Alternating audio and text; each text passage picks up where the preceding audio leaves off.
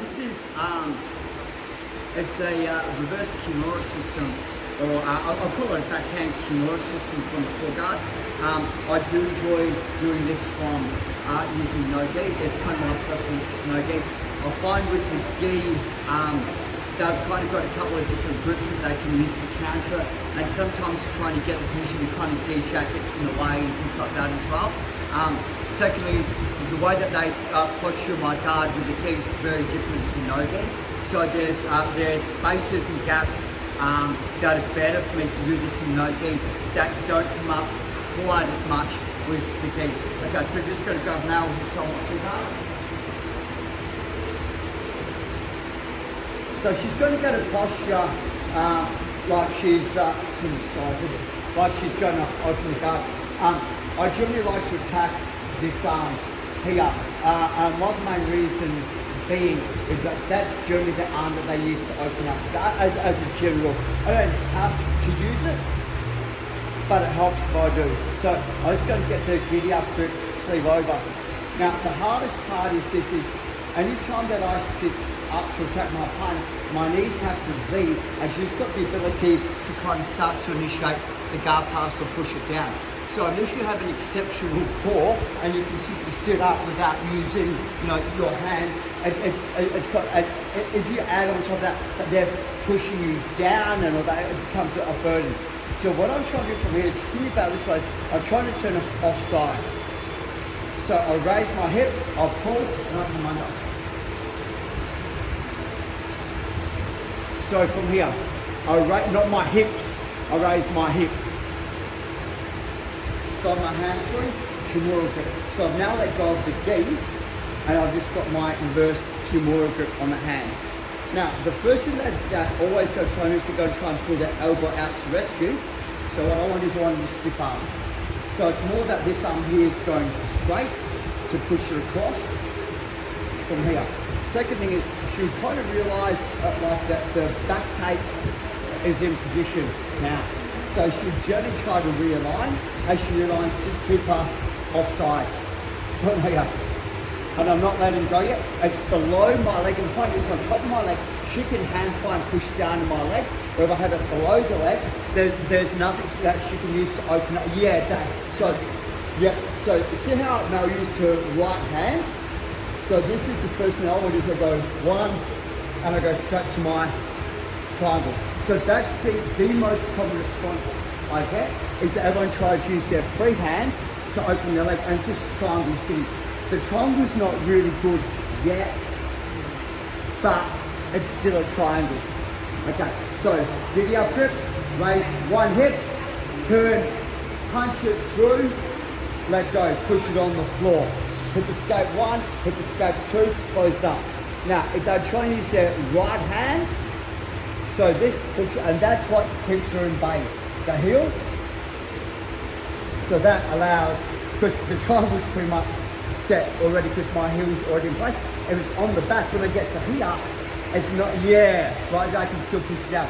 So if I go heel and lock, now all I do from this in both ways, I just pull my hand, hold the head, and it's pretty much, yeah, super tight straight away. One more time.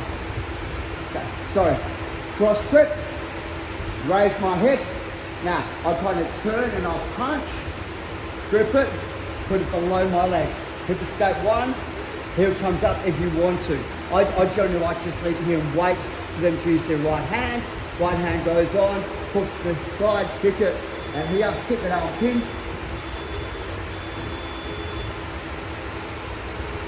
Would you like to see that? Okay, 1, 2, 3. So, yeah, super tight that lock. So longer punches to me give me a bit more of a bite. So cross grip, raise my hip, punch it, and hook it in under my leg from here. So I can hold the gear if I want to, but for me I find that he's got more ability to cycle his hand and swim and all that. Where if I kind of get hold of this here, I find that this is stronger, and I can kind of torque it a little bit more. So from here, if my partner does not use his right hand to push my leg down, So he might grab his hands together to think of like, I'm going to defend it from here. Disengage your bottom arm on the hip, and we're pretty much into back choke sitting. So if they don't push, like either way, this benefits me. It doesn't really matter what you do, because I'm going to show the counter. It's what the guy did to me, which he didn't know he was doing the counter, and I screwed that guy. Okay, grip, raise my hip, pull, grip it. You need to hold it here. And what I'm doing is, if you focus more on your left hand, you put it. So watch my right hand. See my right hand? How it really torques him. So from here, slide, grip, hip escape. Now this is key. I'm putting him onto me. I'm not putting him onto my hip because my hip has to move. So I'm putting him onto me, and that's the goal. So is that right in my ball spot then? Yeah. So Lucas, come here, buddy.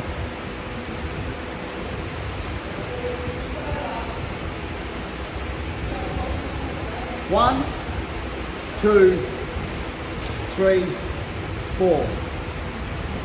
Heel. Kick it. Oh man. Death on the stick. Cruising. This time, if he doesn't grab my leg and hold his hands together, pick my left hand, hold on the armpit. Create a value of death. Pull. And it should be straight into your Mataleon back choke straight away. How'd that feel? That's good for me. Okay. Change partners, 1, 2, 3. Let's go. Does that help? Yeah. There's you can either choke top hand or bottom hand on this. It's not a big deal. But there's a couple of little things that will determine which hand is better or which hand is worse. Just about now and top my cover.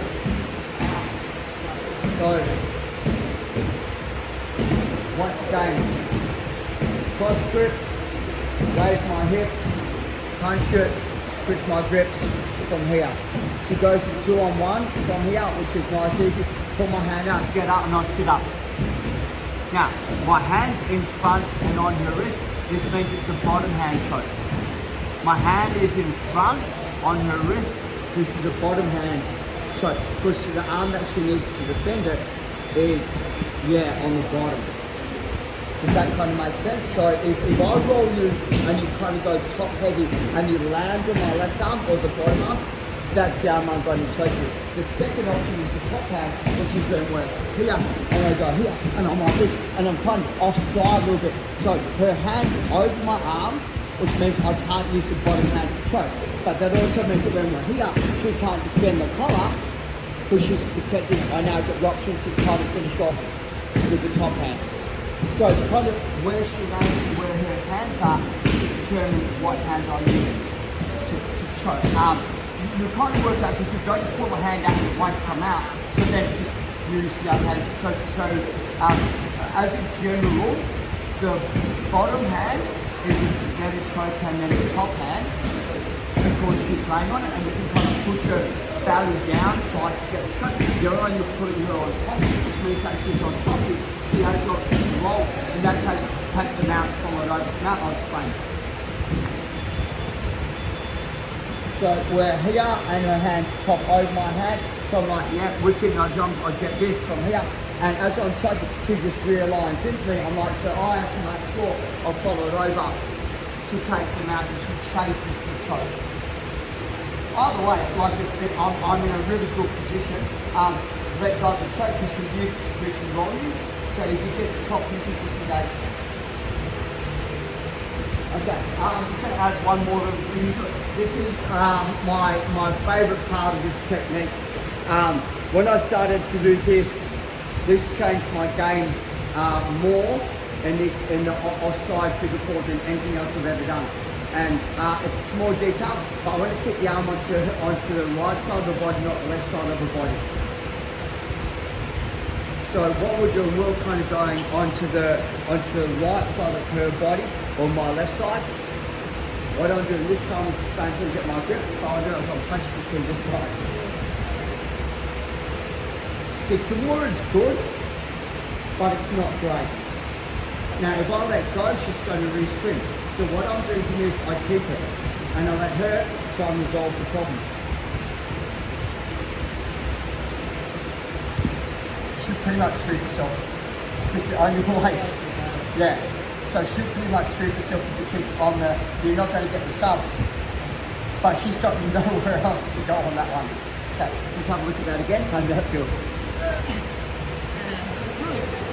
The Kimura, like, you might get the mat tap, like you might get a mat tap, but in a competition they're not going to tap from it. So even though it might be tight on your shoulder, especially Emma's, don't tap. Same, but on this side I'm punching through it here. The easiest sweep you're ever going to get. Okay, partners, 1, 2, 3.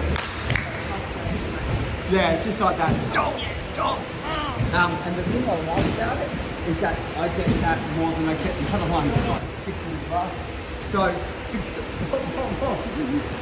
quick, raise my hip, swing through, lock it in, offside, right hand goes on to this from here. Now, what you're going to find is that they might also step up onto their right leg, which makes this extremely difficult. Right, so now the trouble, even if I'm here, I'm going to have a lot of trouble. Yeah, because she's got posture.